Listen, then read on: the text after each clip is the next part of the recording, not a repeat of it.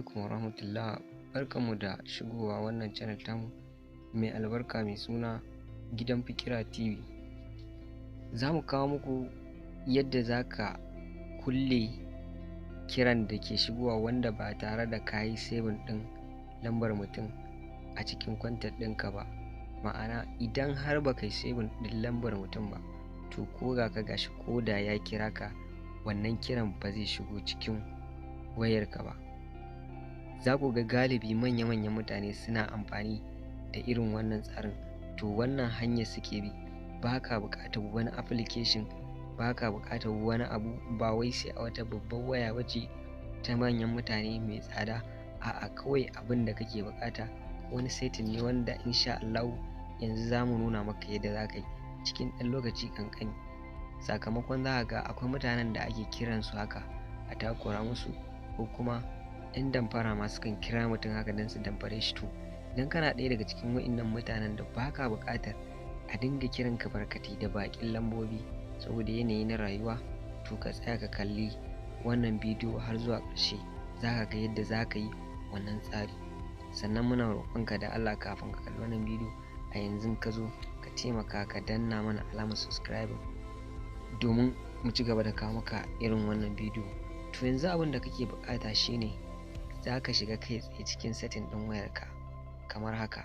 Bayan ka shigo cikin setting ɗin wayarka, abin da za ka shine za ka ga wani guri nan an rubuta sound.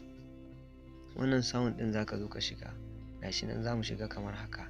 Yau to kamar yadda kuke gani wannan sound ɗin gashi nan za ka zo ka shiga nan gurin, gashi nan gashi nan inda aka rubuta do not disturb menene preferences, to nan za ka shiga. Yawwa, bayan ka shiga za ka zo nan zaɓi na farko, nan duk ba ruwanka da su, sai ka dawo nan zaɓi na farko priority only allowance, nan za ka shiga kamar haka. Yawwa, za ka zo ka shiga wannan calls ɗin, nan gurin za ka shiga.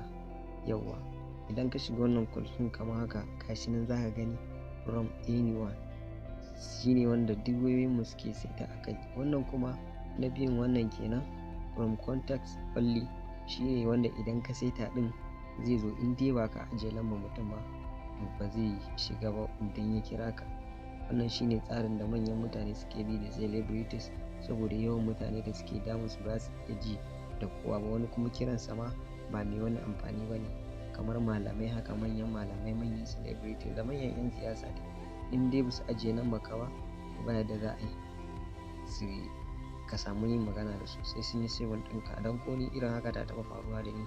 Ina so ne ba magana da wani babban mutum, dole sai da aka ba shi lamba ta, yi saving ɗinta sannan na samu damar kiran shi.